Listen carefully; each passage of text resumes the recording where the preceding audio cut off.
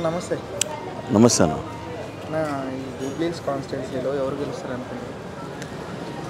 జూబ్లీహిల్స్ కాన్స్టిట్యూన్సీలో గెలిచేది పక్కా BRS party. ఎందుకు BRS party గెలుస్తుంది?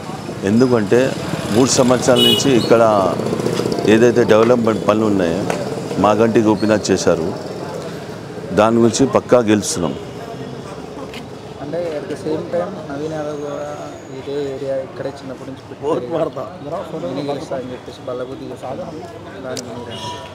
అంటే నవీన్ యాదవ్ అంటే అట్లా ఇది గవర్నమెంట్ ఫెయిలియర్ పని.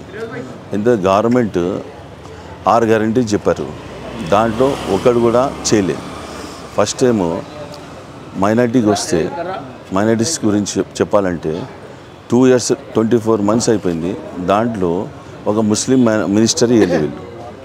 అంటే మైనార్టీస్ లేరా, ముస్లిమ్స్ లేరా వాళ్ళ పార్టీలో? ఒక ఎమ్మెల్సీ లేకపోతున్నారు. అంటే వాళ్ళు ఎంత మైనార్టీకి పక్కకి పెట్టేశారంటే అంటే మైనార్టీస్ కూడా దాంట్లో ఉన్నారా లేదా అని కూడా తెలుస్తలే. చాలామంది ఉన్నారు, పెద్ద లీడర్లు ఉన్నారు దాంట్లో, ఎవరికి వాళ్ళు పట్టించుకుంటలే. దాని గురించి వాళ్ళు ఫస్ట్ ఏంటంటే ఇక్కడ జూబ్లీహిల్స్ అంటే మైనార్టీస్ ఉంది, ఫస్ట్ మైనార్టీస్ ప్రిఫరెన్స్ ఉంది. ఎందుకంటే ఎక్కువ ఓట్లు మైనార్టీస్ ఉంది. వాళ్ళకే ఇవ్వకపోతే ఇక ఏం గెలుస్తారన్న వీళ్ళు.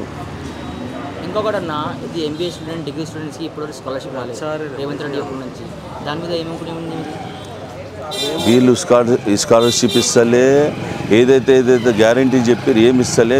ఇంటర్ చదువుకున్న స్టూడెంట్స్కి స్కూటీ ఇస్తున్నారు, ఒక్కరికన్నా ఇచ్చారన్న? ఒక్కరు కూడా ఇవ్వలే. ఇంకోటి జూబ్లీహిల్స్లో మాగంటి గోపీనాథ్ గారు ఏం చేశారంటే ఒక ఫంక్షన్ కట్టించారు రహమందర్లో, ఇంకా అక్కడే రిజర్వర్ కట్టించారు. మైనార్టీస్కి, క్రిస్టియన్స్కి, నాన్ ముస్లిమ్స్కి అందరికీ ఒక పెద్ద గ్రౌండ్ ఇచ్చారు. దాంట్లో నమాజ్ చేసుకోవడానికి, లేకపోతే బతుకమ్మ చేసుకోవడానికి, ఇంకోటి మన దసరా ఏదైనా మనం ఫెస్టివల్ చేసుకోవడానికి అంత పెద్ద గ్రౌండ్ ఇచ్చారు. ఏ ప్రభుత్వం ఇవ్వలే. వీళ్ళు అన్ని మాటలు డెవలప్మెంట్ మనం చేసింది దాంట్లో 3 సంవత్సరాల్లో ప్రతి రోడ్స్ చూడొచ్చు, డ్రైనేజ్ లైన్ చూడొచ్చు. 2 yearsలో ఏం చేస్తున్నారన్న, హైడ్రా పేరు మీద దోచుకుంటున్నారు బీదోళ్ళని.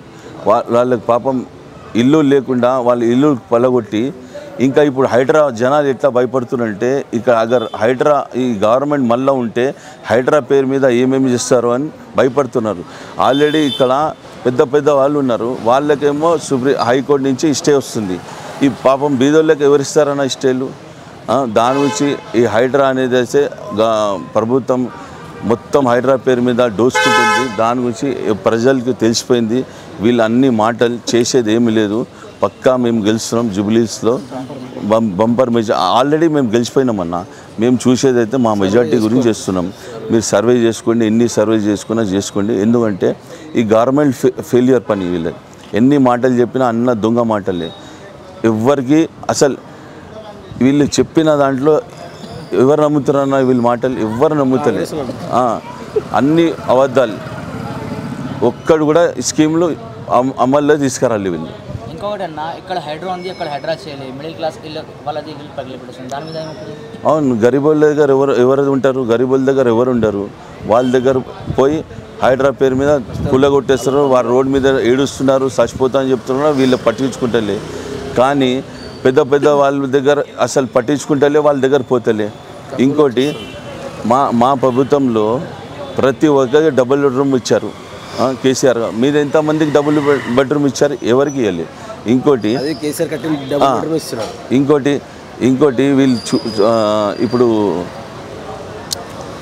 మన కేసీఆర్ గవర్నమెంట్లో వాళ్ళు చాలా ఏమేమి కట్టిపించినారు, పెద్ద సెక్రటేరియట్ అది మొత్తం చేసినారు. రేవంత్ రెడ్డి ఏం చేసినారు 3 yearsలో? హైడ్రా ఏం చేయలేదు. హైడ్రా ఇచ్చి ఉల్టా కుల్ల కొడుతున్నారు.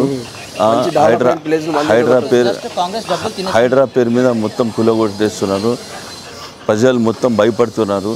అసలు వీళ్ళు గవర్నమెంట్ మళ్ళీ వస్తే అసలు మాకు ఇంటి ట్యాక్స్ అన్న ఎవరికైతే 6,000 వస్తుందో, 8,000 వస్తుందో, 10,000 వస్తుందో వాళ్ళకి లక్షలు వస్తున్నాయి ట్యాక్సులు. అసలు వీళ్ళు వసూలు దాదాలు అయిపోయారు. ఎందుకంటే గవర్నమెంట్ మొత్తం ఫెయిలియర్ ఉందన్న. ఏం చేసేది లేదు. పక్కా జనాలు జూబ్లీహిల్స్కి తెలిసిపోయింది. వీళ్ళు అన్ని మాటలు చేస్తారు, ఏం చేయరు, మాటలతోటి ఉన్నారు, ఏం చేయలేకపోతారు వీళ్ళు. ఆడియన్స్ సపోర్ట్ ఎవరికి ఉంది? కేటీఆర్ గారు నెక్స్ట్ సీఎం కేటీఆర్ గారు అవుతారు. వచ్చే 3 సంవత్సరాల్లో ఏదైతే ఎలక్షన్ ఉంటుందో పక్కా ఈ ఎలక్షన్లో తెలిసిపోతుంది. వచ్చే ఎలక్షన్లో కూడా కేటీఆర్ గారు సీఎం అవుతారు.